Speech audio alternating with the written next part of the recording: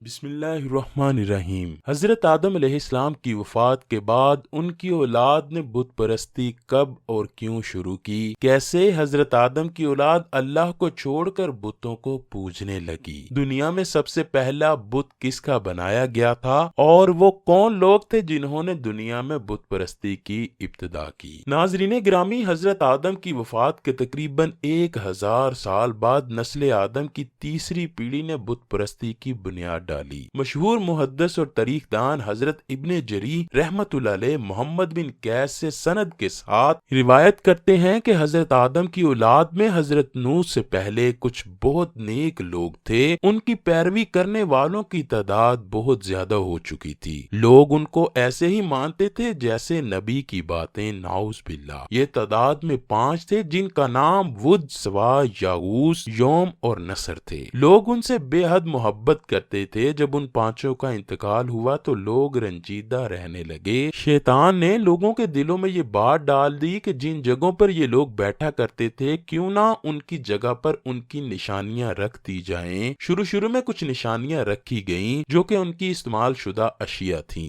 بعد میں ماہر مجسمہ ساز بلوا کر ان 5 بزرگوں کے مجسمے بنوا دیے گئے۔ انہی 5 بزرگوں کے نام پر ان مجسموں کے نام رکھ دیے گئے۔ لوگ دلجوئی کے لیے ان مجسموں کے پاس آنے لگے۔ آہستہ آہستہ لوگوں نے ان بتوں کو اٹھا کر عبادت گاہوں میں رکھ دیا تاکہ عبادت میں دل لگا سکیں۔ پھر وہ وقت آیا کہ لوگوں نے انہی بتوں سے اپنی فریادیں کرنا شروع کر دیں۔ پھر اس کے بعد میں آنے والی نسلوں نے ان بتوں کی پوجا شروع کر دی۔ یوں دنیا میں بت پرستی کا آغاز ہوا۔ حضرت امام ابن حاتم حضرت امام باقر سے روایت کرتے ہوئے لکھتے ہیں کہ ود وہ پہلا شخص تھا جس کی وفات کے بعد لوگوں نے اس کا بت بنایا اور اس سے مدد مانگنے لگے۔ جب لوگ شرک میں ڈوب گئے تو پھر اللہ پاک نے حضرت نوح کو نبوت سے سرفراز فرمایا۔ مشہور تاریخ دان مقاتل لکھتے ہیں کہ حضرت نوح کا اصل نام السکن تھا، جبکہ کچھ روایات میں ان کا اصل نام الساکن اور عبد الغفار لکھا گیا ہے۔ لیکن جب حضرت نوح علیہ السلام مسلسل 40 سال تک روتے رہے تو ان کا نام نوح پڑ گیا۔ نوح کے لغوی معنی بہت زیادہ رونے والے کے ہیں۔ حضرت نوح کے والدین مومن تھے۔ حضرت نوح کے والد کا نام شیس تھا اور والدہ ماجدہ کا نام کیشوش بنت قابیل تھا۔ اللہ تعالیٰ نے حضرت نوح علیہ السلام کو تب نبوت عطا فرمائی جب بتوں کی پوجا عروج پر پہنچ چکی تھی۔ ہر طرف شرک کا بول بالا تھا، لوگ گمراہی میں ڈوب چکے تھے۔ اللہ پاک نے حضرت نوح علیہ السلام کو فرمایا کہ لوگوں کو بتوں کی عبادت کرنے سے منع فرمائیں اور ایک اللہ کی عبادت کرنے کا حکم دیں۔ اس دوران حضرت نوح علیہ السلام کو بے شمار مشکلات کا سامنا کرنا پڑا۔ قرآن پاک کی سورہ نوح میں اللہ پاک کا فرمان ہے، یقیناً ہم نے حضرت نوح کو ان کی قوم کی طرف بھیجا،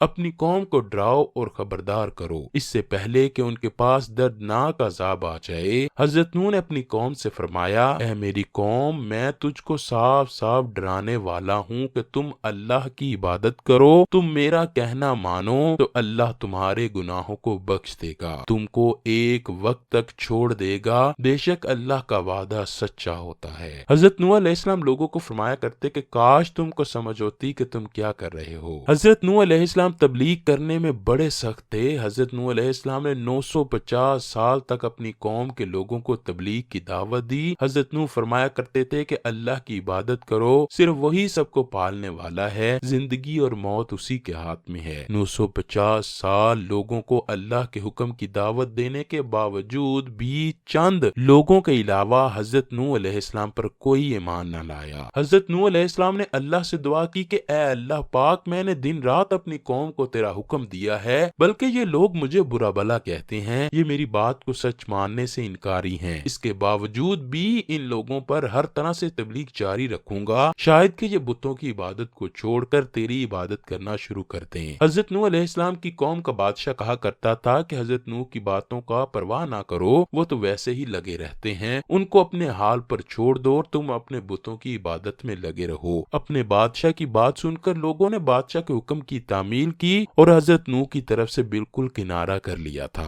حضرت نوح علیہ السلام اپنے رب سے اس طرح دعا کرنے لگے، اے میرے اللہ، یہ لوگ میری بات کو نہیں مانتے، یہ لوگ ان کی باتوں کو مانتے ہیں جو بڑے سردار اور مالدار ہیں۔ اپنے بادشاہ کے منع کرنے پر انہوں نے مجھے برا بھلا کہا اور اپنے بتوں کی عبادت میں اور زیادہ مصروف ہونے لگے ہیں۔ میرے 950 سال تبلیغ دینے پر صرف غریب طبقہ ہی ایمان لانے پر متفق ہوا، باقی سب نے مجھے ٹھکرا دیا ہے۔ ایک بار ایسا ہوا کہ حضرت نوح کی قوم کے بڑے بڑے سردار اور مالدار لوگ آئے اور کہنے لگے، اے نوح، ہم چاہتے ہیں کہ ہم تیری باتوں کو سن کر اس پر عمل کریں، لیکن ہماری شرط یہ ہے کہ تیرے قبیلے میں جو فقیر لوگ تجھ پر پہلے ایمان لے ہیں ان کو اپنے سے دور کر دو، پھر ہم تیری ہر بات پر یقین کر لیں گے۔ قرآن پاک کی سورہ ہود میں اس طرح بیان کیا گیا ہے کہ کافر سردار یہ کہنے لگے کہ ہم تو یہ دیکھتے ہیں کہ تم بھی ہماری طرح ایک آدمی ہو، ہم یہ دیکھتے ہیں کہ صرف ان لوگوں نے تیری پیروی کی ہے جو ذلیل ہیں، وہ بھی اوپر والی عقل سے، ہم تو تم کو اپنے آپ سے زیادہ نہیں پاتے بلکہ ہم تو تجھ کو چھوٹا خیال کرتے ہیں۔ حضرت نوح نے کہا، اے سردارو بتاؤ، جو میرے رب کی طرف سے دلیل آئی ہے میں اس پر قائم ہوں، اس نے مجھے اپنی مہربانی سے سرفراز کیا اور تمہارے سے چھپی رہی تو میں تمہارے سر پر منڈلاؤں گا، حتیٰ کہ تم اس سے بیزار ہو، اور میری قوم والوں سے کوئی مال نہیں مانگنا، میرا ثواب تو صرف اللہ والوں سے ہے۔ نہ میں ایمانداروں کو اپنے رب سے دور کر سکتا ہوں، ان کو اپنے رب سے ملنا ہے، لیکن میں دیکھتا ہوں کہ تم لوگ جہالت کی بات کر رہے ہو۔ اے میری قوم کے لوگوں، اگر میں ان لوگوں کو اپنے پاس سے نکال دوں تو اللہ کے مقابلے میں میری مدد کون کر سکتا ہے؟ کیا تم کچھ بھی غور و فکر نہیں کرتے؟ میں یہ نہیں کہتا کہ میرے پاس اللہ کے خزانے ہیں، میں غیب کا علم نہیں رکھتا، اور نہ میں اپنے آپ کو فرشتہ کہتا ہوں، نہ میں یہ کہتا ہوں کہ جن پر تمہاری نگاہیں ذلت سے بری ہیں ان کو اللہ تعالیٰ کوئی نعمت دے گا یا نہیں، ان کے دل میں جو ہے اللہ تعالیٰ ان کو بخوبی جانتا ہے۔ اگر میں کوئی ایسی بات کہوں تو یقیناً میرا شمار ظالموں میں ہوگا۔ اس پر نوح علیہ السلام کی قوم اکڑ گئی اور کہنے لگے، اے نوح، بس بہت ہو گیا، تو نے ہم کو بہت ڈرایا، اگر تو سچا ہے تو جس چیز کا وعدہ کرتا ہے اس کو لے آ۔ نوح علیہ السلام نے یہ بات سن کر کہا، عذاب لانا تو اللہ کا کام ہے، اللہ تعالیٰ کو کوئی عاجز نہیں کر سکتا، اور جب اس کا عذاب آ جائے تو کوئی بھاگ نہیں سکتا۔ اس کے بعد نوح علیہ السلام اور ان کی قوم کا آمنا سامنا ہوا۔ حضرت نوح علیہ السلام نے کہا کہ اگر میں تم کو برا لگتا ہوں، تم کو دین کی باتیں کرتے ہوئے اچھا نہیں لگتا، تو میں صاف کہتا ہوں مجھے تمہارا کوئی خوف نہیں، میں اللہ کے سوا کسی سے نہیں ڈرتا، تم سے جو بن سکے وہ کر دو، تم اور تمہارے بنائے ہوئے رب سب مل کر مجھ پر حملہ کر دو، تم سب کو قسم ہے تم جو کر سکتے ہو کرو، مجھے میرے رب کے سوا کسی کا کوئی ڈر نہیں، تم سے جو ہوتا ہے کر لو، مجھے تمہاری کوئی پرواہ نہیں، میں تمہارے راستے کو جھوٹا مانتا ہوں، میں حق پر ہوں اور اللہ پاک میرا مالک ہے، میں رب کائنات پر یقین رکھتا ہوں، مجھے اس کی بھلائی معلوم ہے۔ نوح علیہ السلام نے واضح الفاظ میں اپنی قوم کو چیلنج کیا، لیکن کسی میں طاقت نہ ہوئی، وہ نوح علیہ السلام کا مقابلہ کرنے کے لیے سامنے آئے، چنانچہ آپس میں باتیں کرنے لگے کہ اس کو چھوڑ دو،